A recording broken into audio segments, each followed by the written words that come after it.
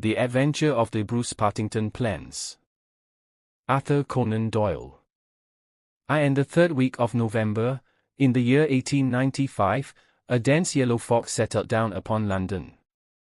From the Monday to the Thursday, I doubt whether it was ever possible from our windows in Baker Street to see the loom of the opposite houses. The first day Holmes had spent in cross-indexing his huge book of references. The second and third had been patiently occupied upon a subject which he had recently made his hobby, the music of the Middle Ages. But when, for the fourth time, after pushing back our chairs from breakfast, we saw the greasy, heavy brown swirl still drifting past us and condensing in oily drops upon the window panes, my comrade's impatient and active nature could endure this drab existence no longer. He paced restlessly about our sitting room in a fever of suppressed energy, biting his nails, tapping the furniture, and chafing against inaction. "Nothing of interest in the paper, Watson," he said. I was aware that by anything of interest, Holmes meant anything of criminal interest. There was the news of a revolution, of a possible war, and of an impending change of government, but these did not come within the horizon of my companion. I could see nothing recorded in the shape of crime which was not commonplace and futile. Holmes groaned and resumed his restless meanderings. "The London criminal is certainly a dull fellow," said he in the querulous voice of the sportsman whose game has failed him. "Look out this window, Watson. See how the figures loom up, are dimly seen, and then blend once more into the cloudbank. The thief or the murderer could roam London on such a day as the tiger does the jungle, unseen until he pounces, and then evident only to his victim. There have," said I, "been numerous petty thefts." Holmes snorted his contempt. "This great and somber stage is set for something more worthy than that," said he. "It is fortunate for this community that I am not a criminal." "It is, indeed," said I heartily. "Suppose that I were Brooks or Woodhouse, or any of the 50 men who have good reason for taking my life, how long could I survive against my own pursuit? A summons, a bogus appointment, and all would be over. It is well they don't have days of fog in the Latin countries, the countries of assassination. By Jove! Here comes something at last to break our dead monotony." It was the maid with a telegram. Holmes tore it open and burst out laughing. Well. What next?" said he. "Brother Mycroft is coming round." "Why not?" I asked. "Why not? It is as if you met a tramcar coming down a country lane. Mycroft has his rails and he runs on them. His Pall Mall lodgings, the Diogenes Club, Whitehall, that is his cycle. Once, and only once, he has been here. What upheaval can possibly have derailed him? Does he not explain?" Holmes handed me his brother's telegram. "Must see you over Cadogan West. Coming at once. Mycroft. Cadogan West. I have heard the name. It recalls nothing to my mind. But that Mycroft should break out in this erratic fashion. A planet might as well leave its orbit. By the way, do you know what Mycroft is?" I had some vague recollection of an explanation at the time of the adventure of the Greek interpreter. "You told me that he had some small office under the British government." Holmes chuckled. "I did not know you quite so well in those days. One has to be discreet when one talks of high matters of state. You are right in thinking that he under the British government. You would also be right in a sense if you said that occasionally he is the British government. My dear Holmes, I thought I might surprise you. Mycroft draws £450 a year, remains a subordinate, has no ambitions of any kind, will receive neither honor nor title, but remains the most indispensable man in the country. But how? Well, his position is unique, He has made it for himself. There has never been anything like it before, nor will be again. He has the tedious and most orderly brain, with the greatest capacity for storing facts, of any man living. The same great powers which I have turned to the detection of crime he has used for this particular business. The conclusions of every department are passed to him, and he is the central exchange, the clearing-house, which makes out the balance. All other men are specialists, but his specialism is omniscience. We will suppose that a minister needs information as to a point which involves the Navy, India, Canada, and the bimetallic question. He could get his separate advices from various departments upon each, but only Mycroft can focus them all, and say offhand how each factor would affect the other. They began by using him as a shortcut, a convenience. Now he has made himself an essential. In that great brain of his everything is pigeonholed and can be handed out in an instant. Again and again his word has decided the national policy. He lives in it. He thinks of nothing else save when, as an intellectual exercise, he unbends if I call upon him and ask him to advise me on one of my little problems. But Jupiter is descending today. What on earth can it mean? Who is Cadogan West, and what is he to Mycroft? I have it, I cried, and plunged among the litter of papers upon the sofa. Yes, here he is, sure enough. Cadogan West was the young man who was found dead on the Underground on Tuesday morning. Holmes sat up at attention, his pipe halfway to his lips. This must be serious, Watson. A death which has caused my brother to alter his habits can be no ordinary one. What in the world can he have to do with it? The case was featureless as I remember it. The young man had apparently fallen out of the train and killed himself. He had not been robbed, and there was no particular reason to suspect violence. Is that not so? There has been an inquest, said I, and a good many fresh facts have come out. Looked at more closely, I should certainly say that it was a curious case. Judging by its effect upon my brother, I should think it must be a most extraordinary one. He snuggled down in his armchair. Now, Watson, let us have the facts. The man's name was Arthur Cadogan West. He was 27 years of age, unmarried, and a clerk at Woolwich Arsenal. Government employ. Behold the link with brother Mycroft. He left Woolwich suddenly on Monday night. Was last seen by his fiancée, Miss Violet Westbury, whom he left abruptly in the fog about 7:30 that evening.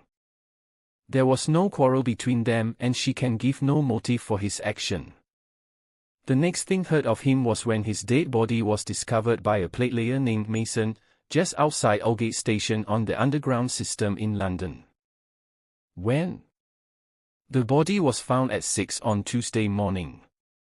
It was lying wide of the metals upon the left hand of the track as one goes eastward, at a point close to the station, where the line emerges from the tunnel in which it runs.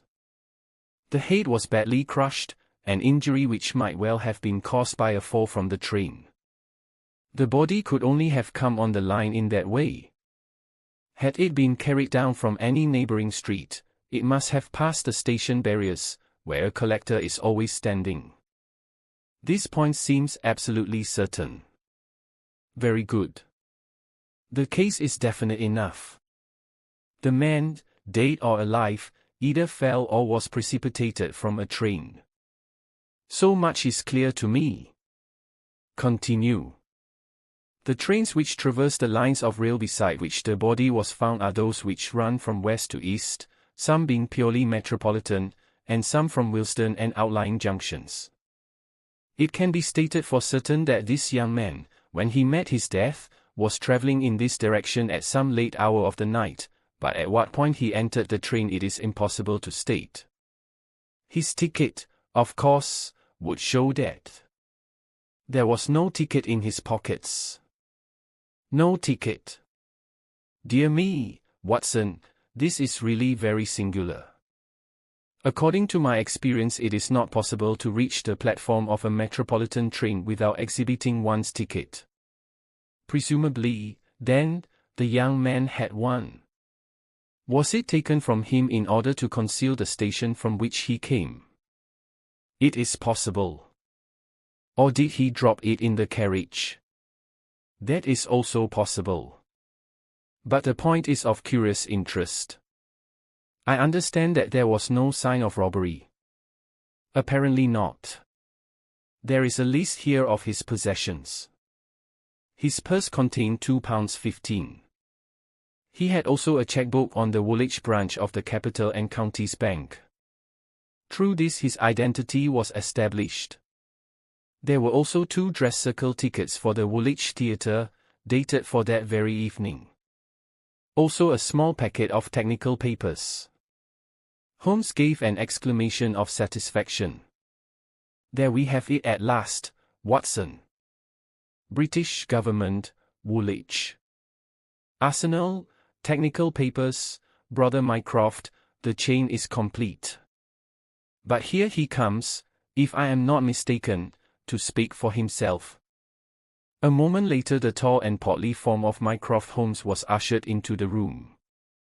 Heavily built and massive, there was a suggestion of uncouth physical inertia in the figure, but above this unwieldy frame there was perched a head so masterful in its brow, so alert in its steel-grey, deep-set eyes, so firm in its lips, and so subtle in its play of expression, that after the first glance one forgot the gross body and remembered only the dominant mind.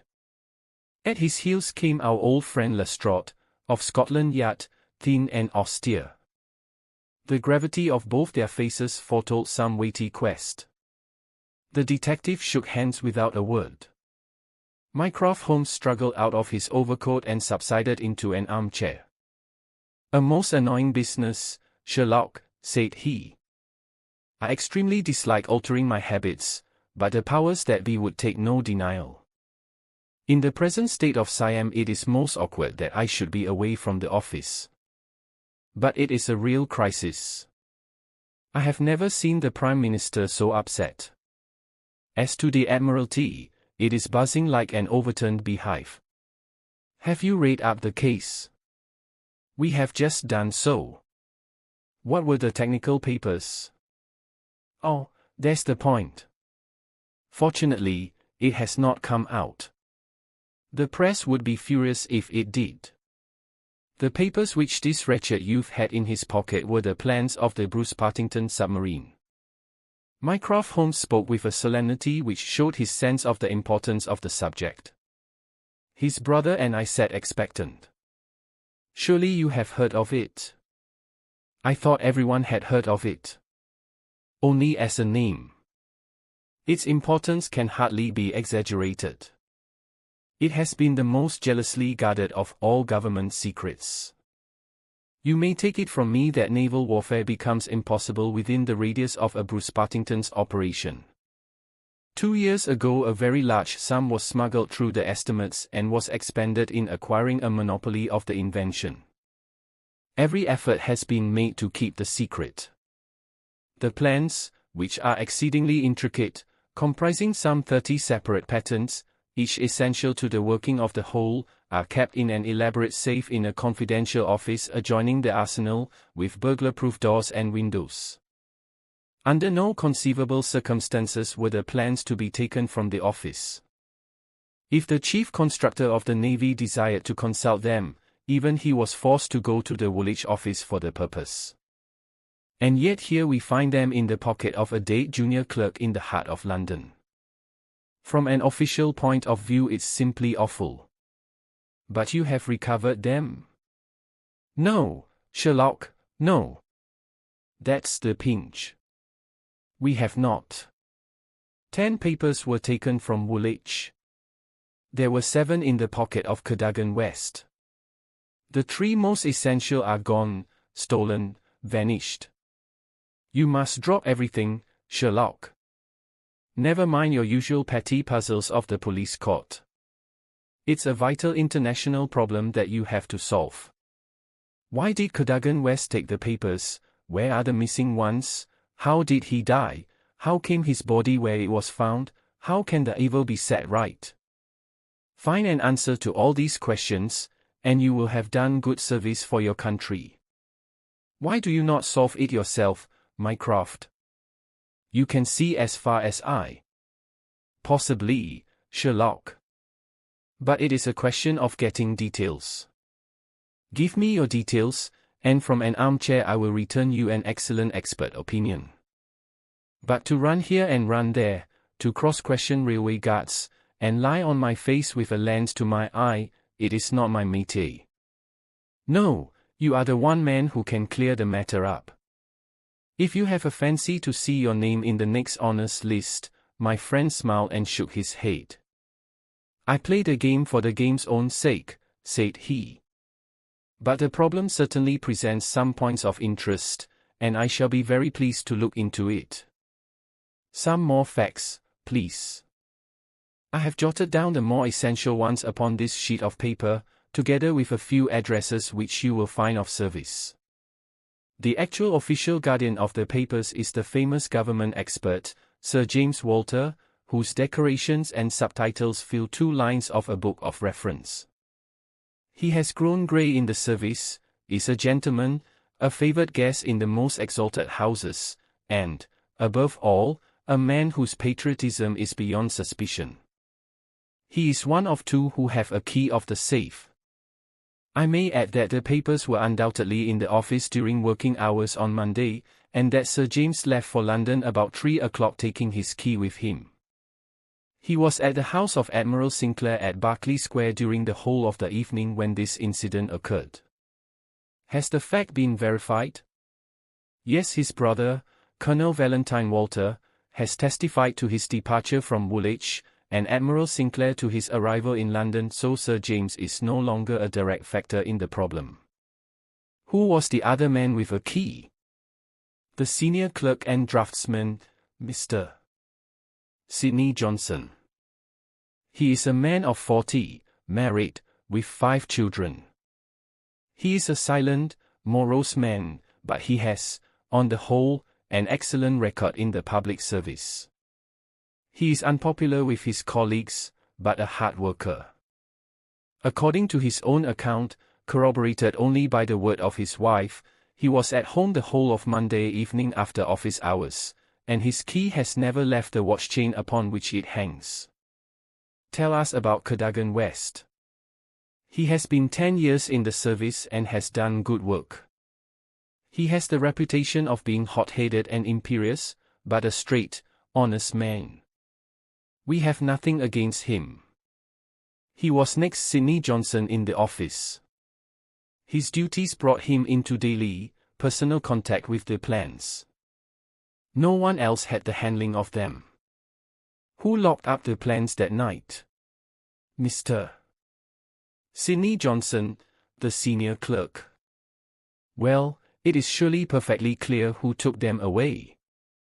They are actually found upon the person of this junior clerk, Cadogan West. That seems final, does it not? It does, Sherlock, and yet it leaves so much unexplained. In the first place, why did he take them? I presume they were of value. He could have got several thousands for them very easily. Can you suggest any possible motive for taking the papers to London except to sell them? No, I cannot. Then we must take that as our working hypothesis. Young West took the papers. Now this could only be done by having a false key, several false keys. He had to open the building and the room. He had, then, several false keys. He took the papers to London to sell the secret, intending, no doubt, to have the plans themselves back in the safe next morning before they were missed. While in London on this treasonable mission he met his end. How? We will suppose that he was travelling back to Woolwich when he was killed and thrown out of the compartment. Aldgate, where the body was found, is considerably past the station London Bridge, which would be his route to Woolwich.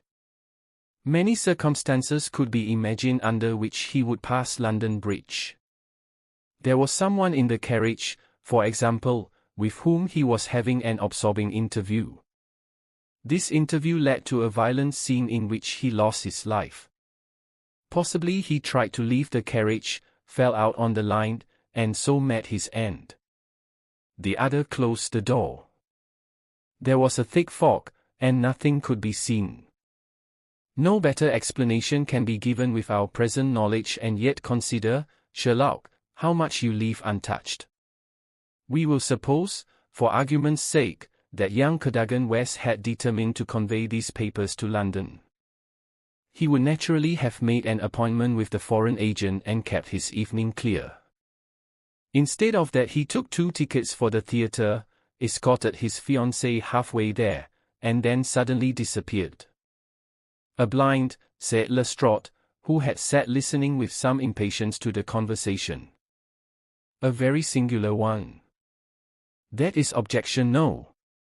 1. Objection no. 2. We will suppose that he reaches London and sees the foreign agent.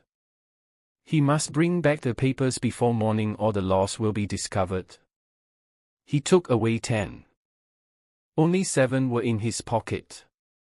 What had become of the other 3? He certainly would not leave them of his own free will.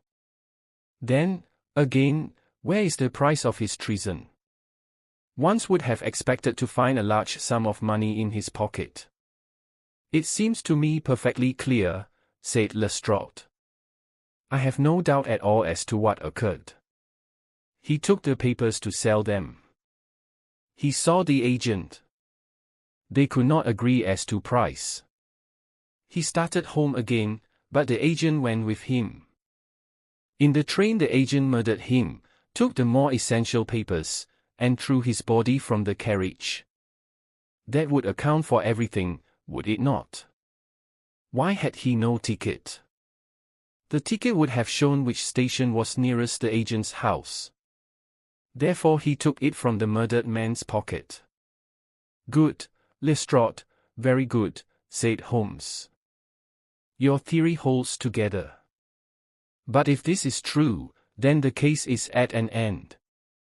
On the one hand, the traitor is dead. On the other, the plans of the Bruce-Partington submarine are presumably already on the continent. What is there for us to do? To act, Sherlock, to act, cried Mycroft, springing to his feet. All my instincts are against this explanation. Use your powers. Go to the scene of the crime. See the people concerned. Leave no stone unturned. In all your career you have never had so great a chance of serving your country. Well, well, said Holmes, shrugging his shoulders. Come, Watson. And you, Lestrade, could you favor us with your company for an hour or two? We will begin our investigation by a visit to Aldgate Station. Goodbye, Mycroft. I shall let you have a report before evening, but I warn you in advance that you have little to expect. An hour later Holmes, Lestrade, and I stood upon the Underground Railroad at the point where it emerges from the tunnel immediately before Aldgate Station. A courteous red-faced old gentleman represented the railway company.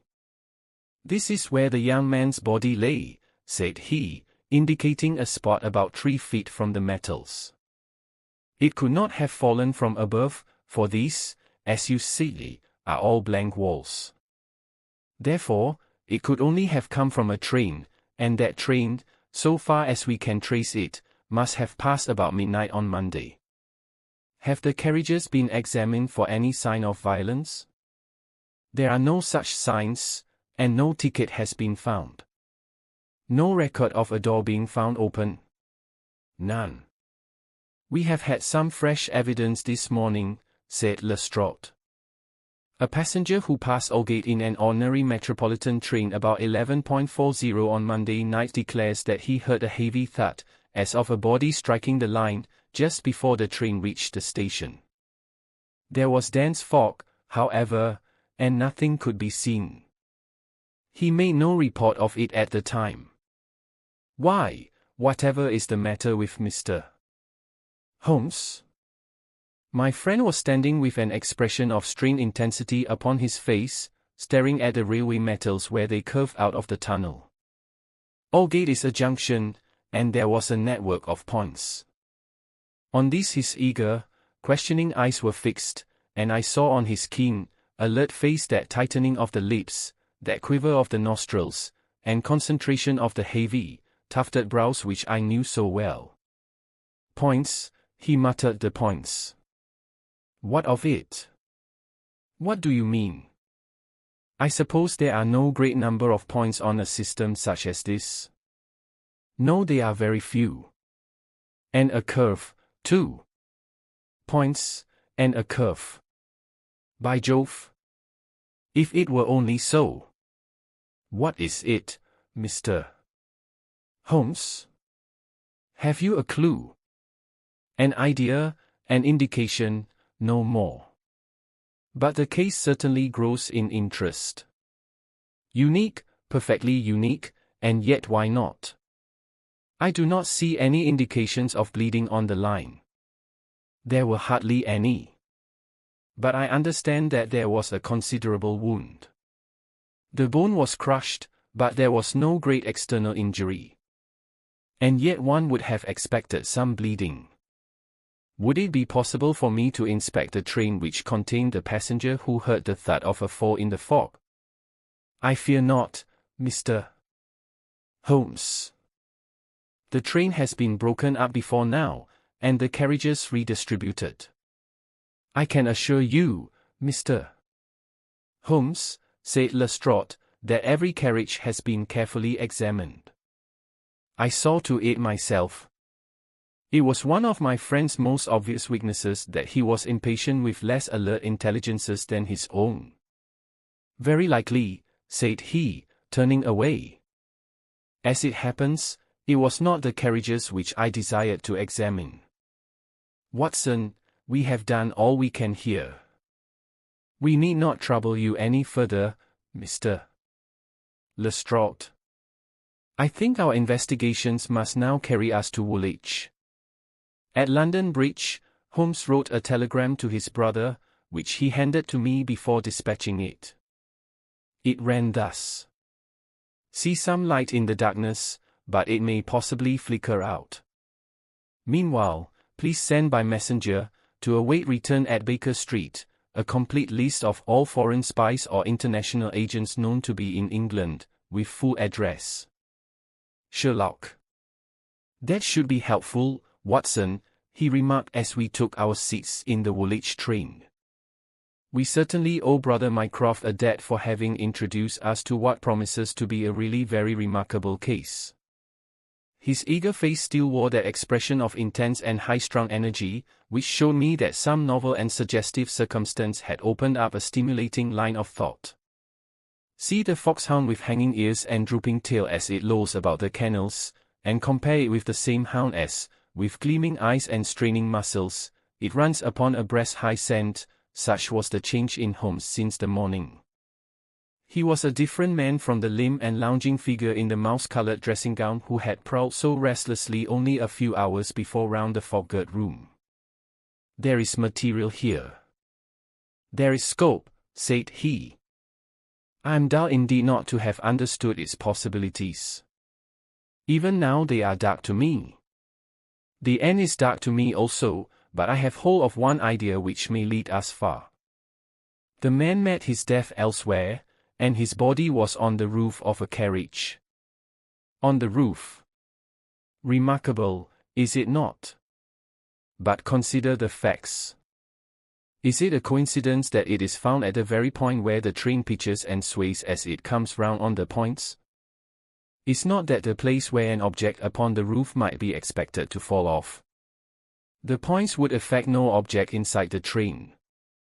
Either the body fell from the roof, or a very curious coincidence has occurred. But now consider the question of the blood.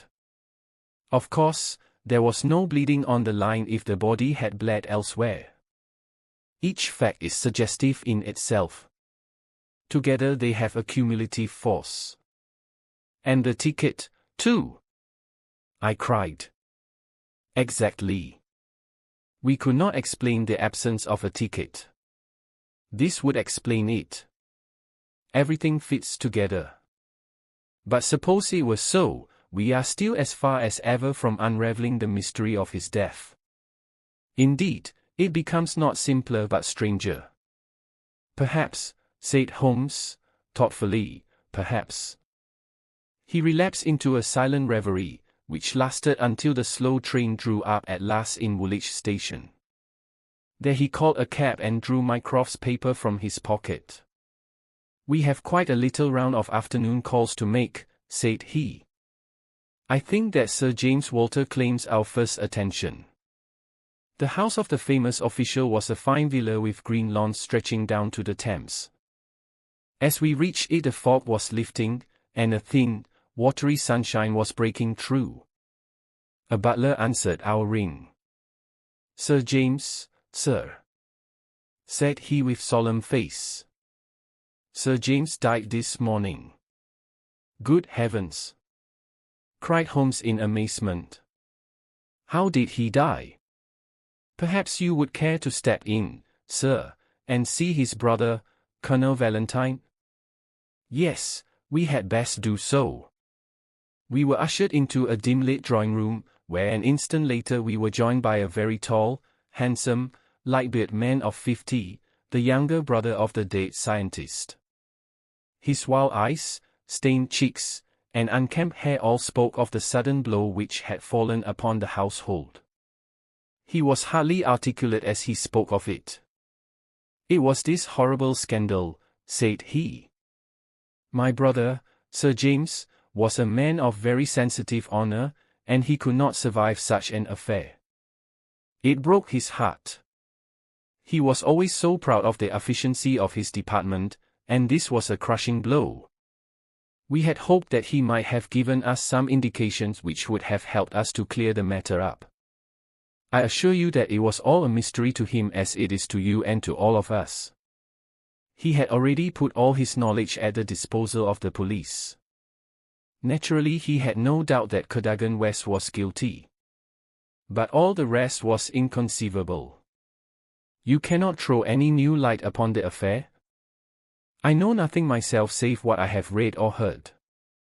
I have no desire to be discourteous, but you can understand, Mr. Holmes, that we are much disturbed at present, and I must ask you to hasten this interview to an end. This is indeed an unexpected development, said my friend when we had regained the cab. I wonder if the death was natural, or whether the poor old fellow killed himself. If the latter, may it be taken as some sign of self-reproach for duty neglected? We must leave that question to the future. Now we shall turn to the Cadogan Wests. A small but well-kept house in the outskirts of the town sheltered the bereaved mother. The old lady was too dazed with grief to be of any use to us, but at her side was a white-faced young lady, who introduced herself as Miss Violet Westbury, the fiancée of the dead man, and the last to see him upon that fatal night. I cannot explain it, Mr. Holmes, she said. I have not shut an eye since the tragedy, thinking, night and day, what the true meaning of it can be. Arthur was the most single-minded, chivalrous, patriotic man upon earth. He would have cut his right hand off before he would sell a state secret confided to his keeping.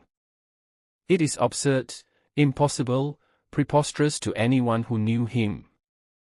But the facts, Miss Westbury. Yes, I admit I cannot explain them. Was he in any want of money? No, his needs were very simple and his salary ample. He had saved a few hundreds, and we were to marry at the new year. No signs of any mental excitement? Come, Miss Westbury, be absolutely frank with us. The quick eye of my companion had noted some change in her manner. She colored and hesitated. Yes, she said at last, I had a feeling that there was something on his mind. For long? Only for the last week or so. He was thoughtful and worried. Once I pressed him about it.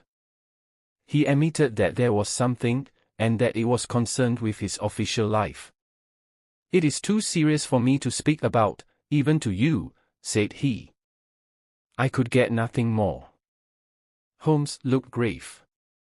"Go on, Miss Westbury. Even if it seems to tell against him, go on.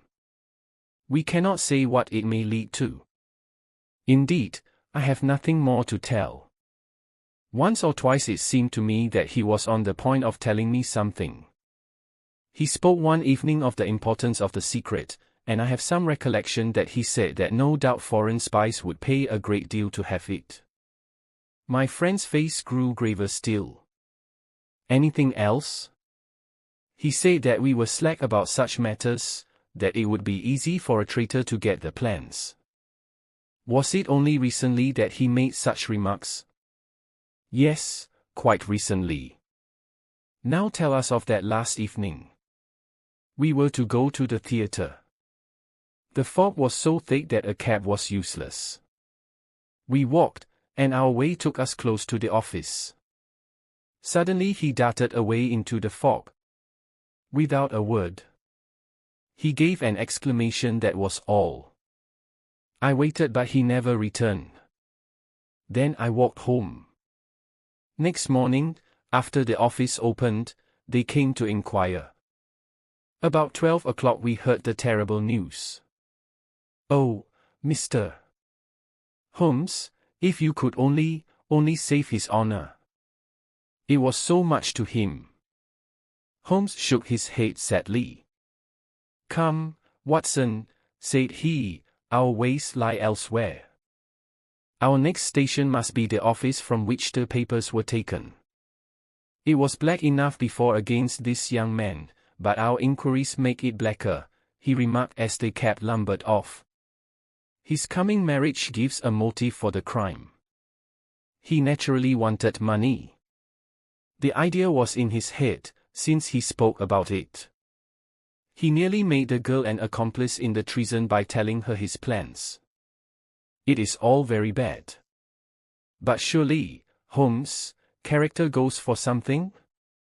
Then, again, why should he leave the girl in the street and dart away to commit a felony?" "Exactly. There are certainly objections. But it is a formidable case which they have to meet. Mr. Sidney Johnson, the senior clerk, met us at the office and received us with that respect which my companion's card always commanded. He was a thin, gruff, bespectacled man of middle age, his cheeks haggard, and his hands twitching from the nervous strain to which he had been subjected. "It is bad, Mr. Holmes, very bad. Have you heard of the death of the chief? We have just come from his house. The place is disorganized. The chief dead, Cadogan West dead, our papers stolen. And yet, when we closed our door on Monday evening, we were as efficient an office as any in the government service.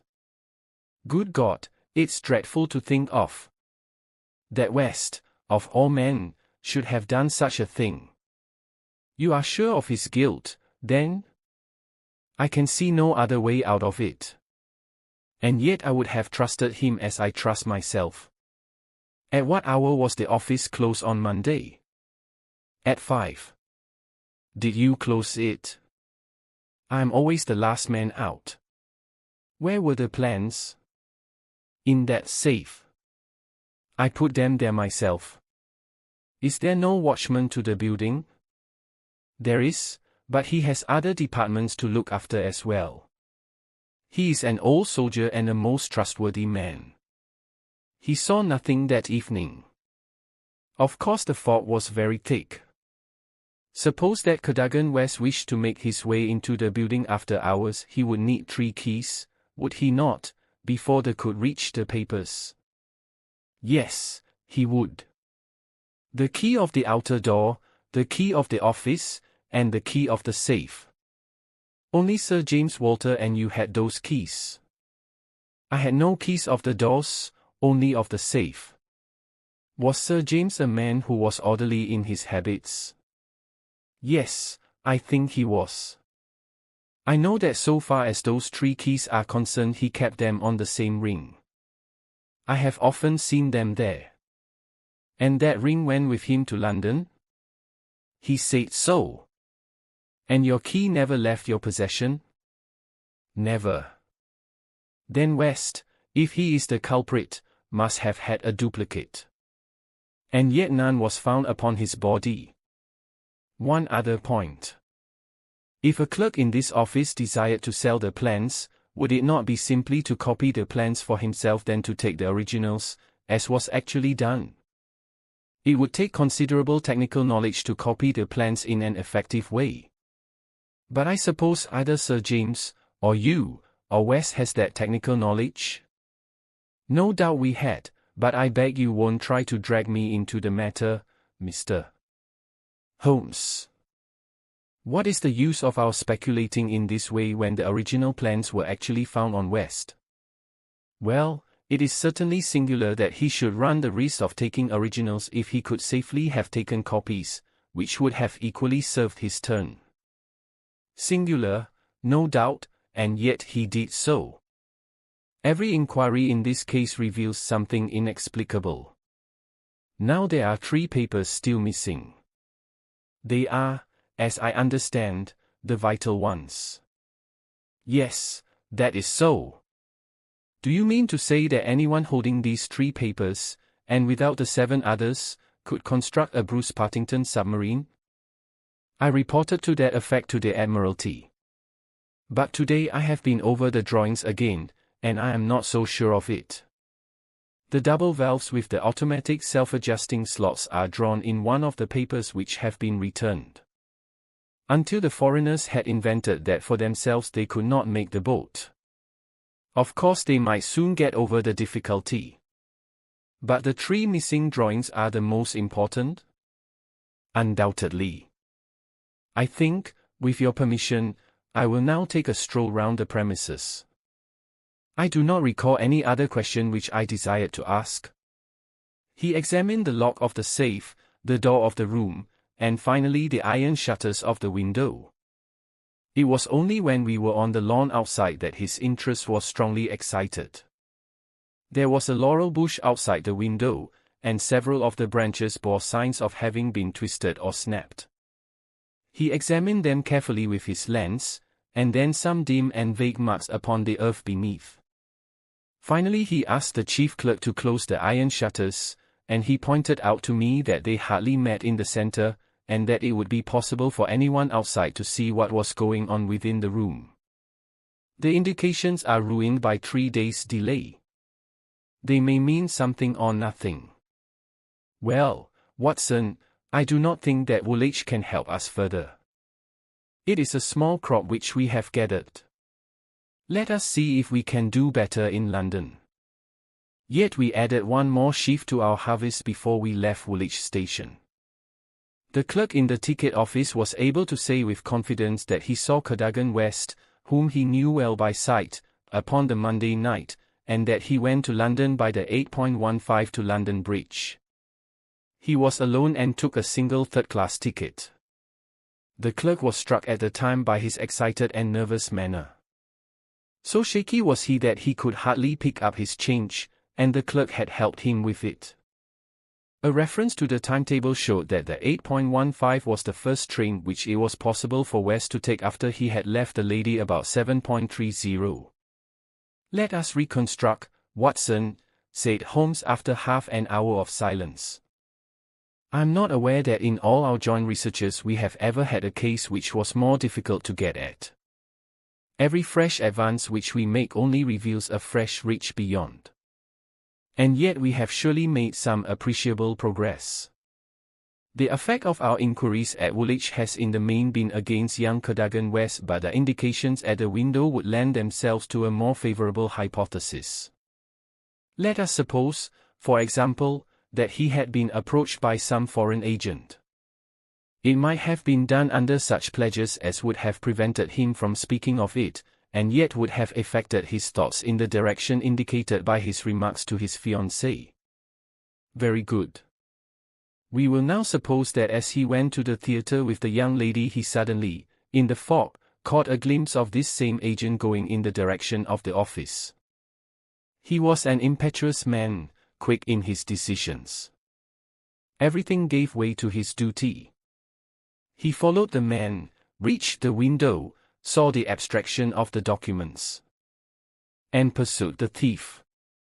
In this way we get over the objection that no one would take originals when he could make copies. This outsider had to take originals. So far it holds together. What is the next step? Then we come into difficulties. One would imagine that under such circumstances the first act of young Cadogan West would be to seize the villain and raise the alarm. Why did he not do so? Could it have been an official superior who took the papers? That would explain West's conduct. Or could the chief have given West a slip in the fog, and West started at once to London to head him off from his own rooms, presuming that he knew where the rooms were? The call must have been very pressing, since he left his girl standing in the fog and made no effort to communicate with her.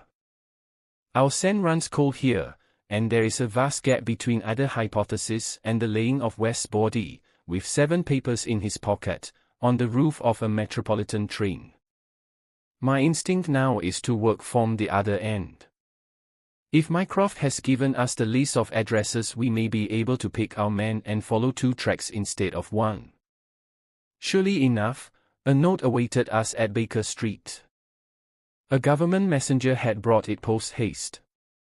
Holmes glanced at it and threw it over to me.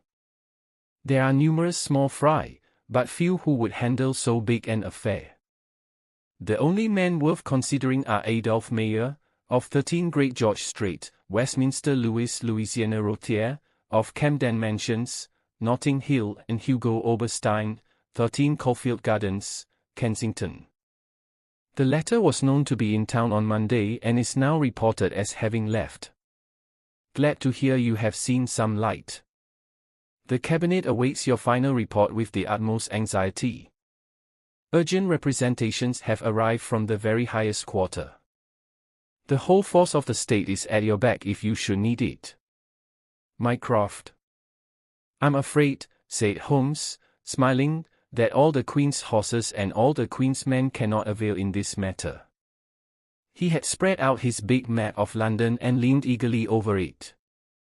Well, well, said he presently with an exclamation of satisfaction, things are turning a little in our direction at last.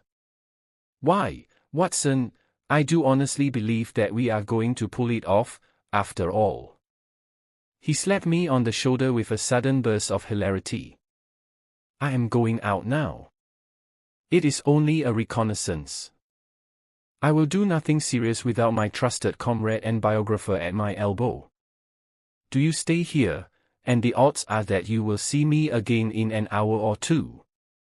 If time hangs heavy, get foolscap and a pen, and begin your narrative of how we saved the state.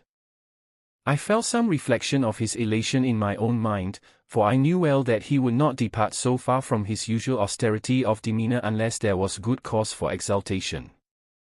All the long November evening I waited, filled with impatience for his return. At last, shortly after 9 o'clock, there arrived a messenger with a note.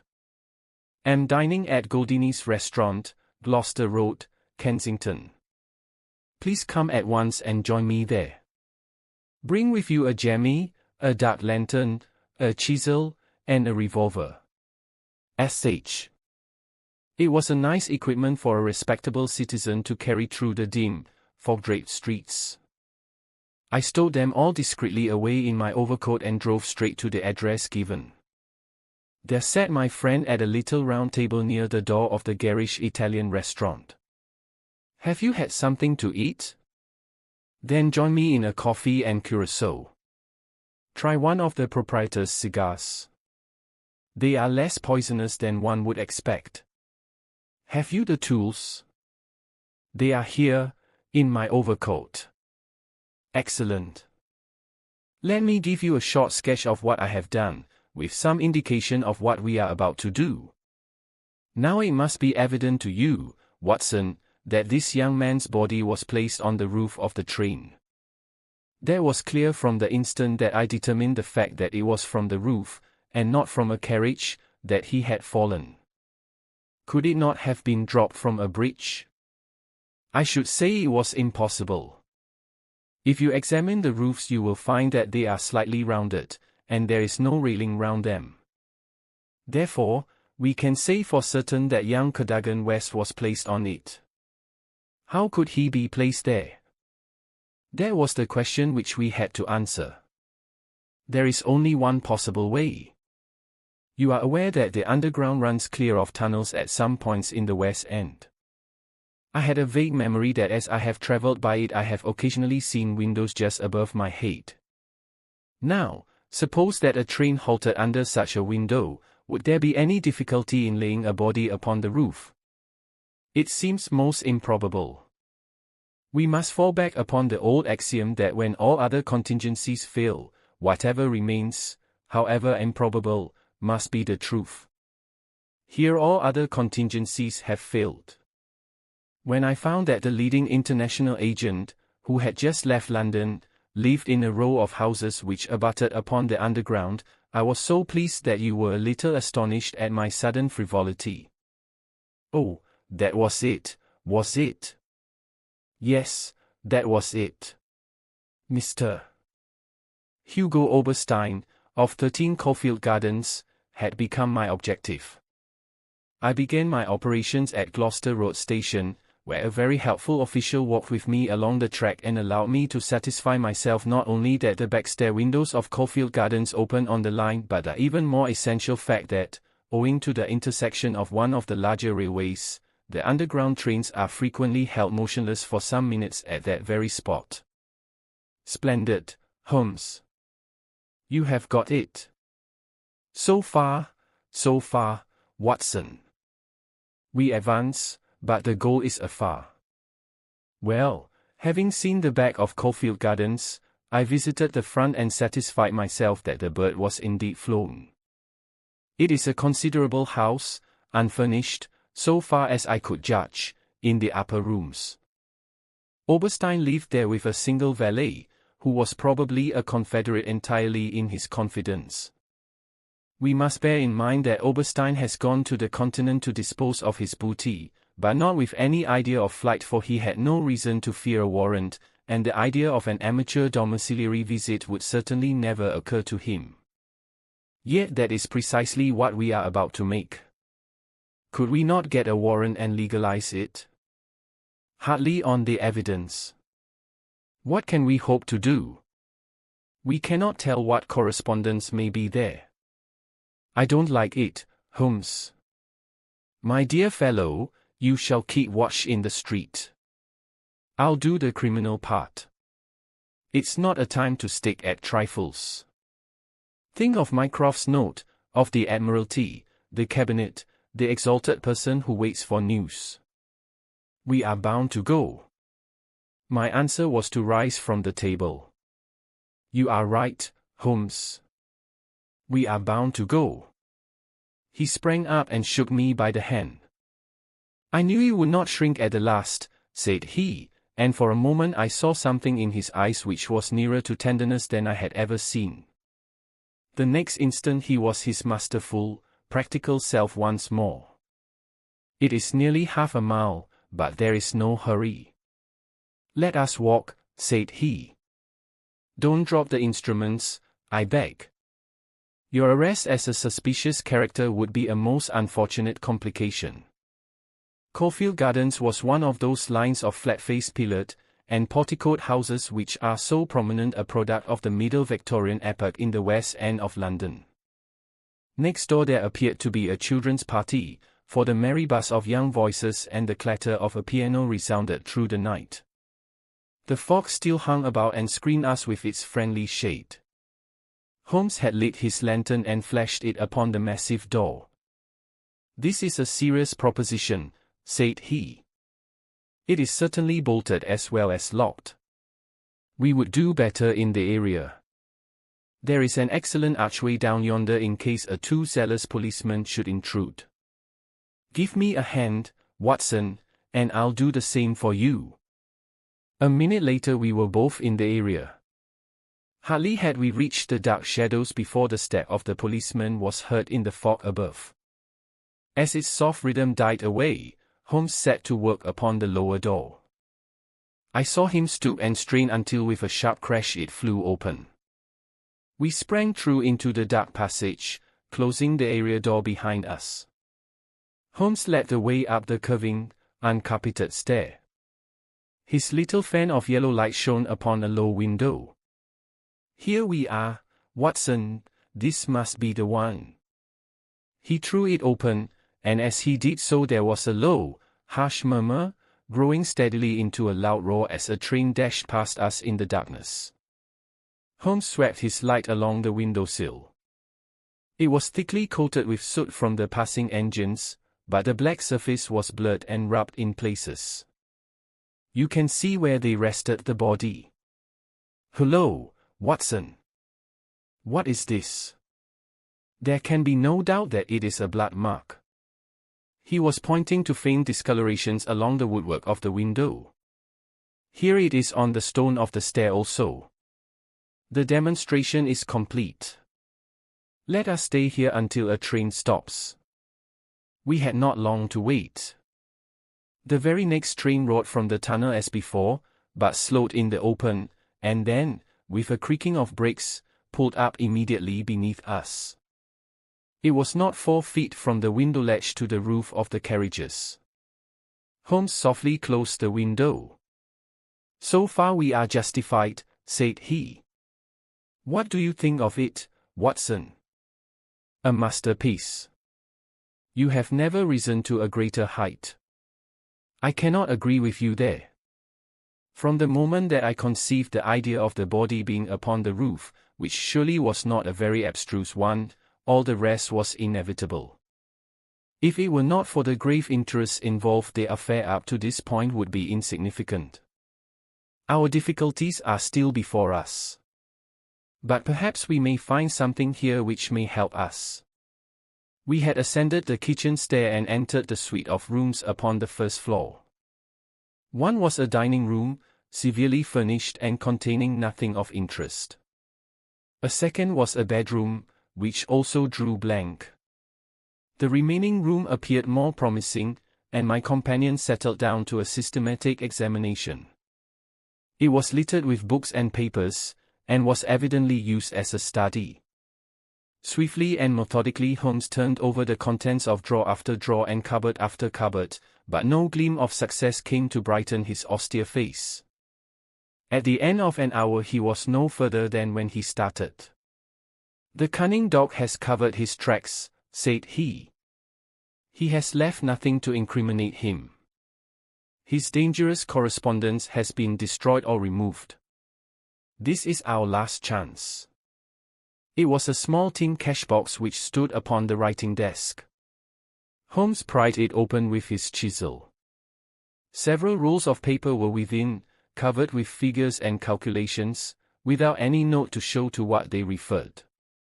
The recurring words, water pressure and pressure to the square inch, suggested some possible relation to a submarine. Holmes tossed them all impatiently aside. There only remained an envelope with some small newspaper slips inside it. He shook them out on the table, and at once I saw by his eager face that his hopes had been raised. What's this, Watson? What's this? Record of a series of messages in the advertisements of a paper. Daily Telegraph agony column by the print and paper. Right-hand top corner of a page. No dates, but messages arrange themselves. This must be the first. Hope to hear sooner. Terms agreed to. Write fully to address given on card. P.O. Next comes. Too complex for description. Must have full report, staff awaits you when goods delivered. P.O. Then comes. Matter presses. Must withdraw offer unless contract completed. Make appointment by letter. Will confirm by advertisement. Poirot. Finally. Monday night after 9. 2 taps. Only ourselves. Do not be so suspicious. Payment in hard cash when goods delivered. Poirot. A fairly complete record, Watson. If we could only get at the man at the other end. He sat lost in thought, tapping his fingers on the table. Finally he sprang to his feet. Well, perhaps it won't be so difficult, after all. There is nothing more to be done here, Watson. I think we might drive round to the offices of the Daily Telegraph, and so bring a good day's work to a conclusion. Mycroft Holmes and Lestrade had come round by appointment after breakfast next day, and Sherlock Holmes had recounted to them our proceedings of the day before. The professional shook his head over our confessed burglary. We can't do these things in the force, Mr. Holmes, said he. No wonder you get results that are beyond us. But some of these days you'll go too far, and you'll find yourself and your friend in trouble. For England, home and beauty, Watson? Martyrs on the altar of our country. But what do you think of it, Mycroft? Excellent, Sherlock. Admirable. But what use will you make of it? Holmes picked up the Daily Telegraph which lay upon the table. Have you seen Poirot's advertisement today? What? Another one? Yes, here it is. Tonight. Same hour. Same place. 2 taps. Most vitally important. Your own safety at stake. Poirot. By George! Cried Lestrade. If he answers that we've got him. That was my idea when I put it in. I think if you could both make it convenient to come with us about 8 o'clock to Caulfield Gardens, we might possibly get a little nearer to a solution. One of the most remarkable characteristics of Sherlock Holmes was his power of throwing his brain out of action and switching all his thoughts onto lighter things whenever he had convinced himself that he could no longer work to advantage. I remember that during the whole of that memorable day he lost himself in a monograph which he had undertaken upon the polyphonic motets of Lassus. For my own part, one had none of this power of detachment, and the day, in consequence, appeared to be interminable. The great national importance of the issue, the suspense in high quarters, the direct nature of the experiment which we were trying, all combined to work upon my nerve. It was a relief to me when at last, after a light dinner, we set out upon our expedition. Lestrade and Mycroft met us by appointment at the outside of Gloucester Road Station. The area door of Oberstein's house had been left open the night before, and it was necessary for me, as Mycroft Holmes absolutely and indignantly declined to climb the railings, to pass in and open the hall door. By 9 o'clock we were all seated in the study, waiting patently for our man. An hour passed and yet another. When 11 struck, the measured beat of the great church clock seemed to sound the dirge of our hopes. Lestrade and Mycroft were fidgeting in their seats and looking twice a minute at their watches. Holmes sat silent and composed, his eyelids half shut, but every sense on the alert. He raised his head with a sudden jerk. "He is coming," said he. There had been a furtive step past the door. Now it returned. We heard a shuffling sound outside, and then 2 sharp taps with the knocker. Holmes rose, motioning us to remain seated. The gas in the hall was a mere point of light. He opened the outer door, and then as a dark figure slid past him he closed and fastened it. "This way," we heard him say, and a moment later our man stood before us. Holmes had followed him closely, and as the man turned with a cry of surprise and alarm he caught him by the collar and threw him back into the room. Before our prisoner had recovered his balance the door was shut and Holmes standing with his back against it. The man glared round him, staggered, and fell senseless upon the floor. With the shock, his broad-brimmed hat flew from his head, his cravat slipped sewn from his lips, and there were the long light beard and the soft, handsome delicate features of Colonel Valentine Walter. Holmes gave a whistle of surprise. "You can write me down and ask this time, Watson," said he. "This was not the bird that I was looking for." "Who is he?" asked Mycroft. "Friend spent a day at Windsor, whence he returned with a remarkably fine emerald typing. When I asked him if he had bought it, he answered that it was a present from a certain gracious lady in whose interest he had once been fortunate enough to carry out a small commission. He said no more, but I fancy that I could guess at that lady's august name, and I have little doubt that the emerald pin will forever recall to my friend's memory the adventure of the Bruce-Partington plans."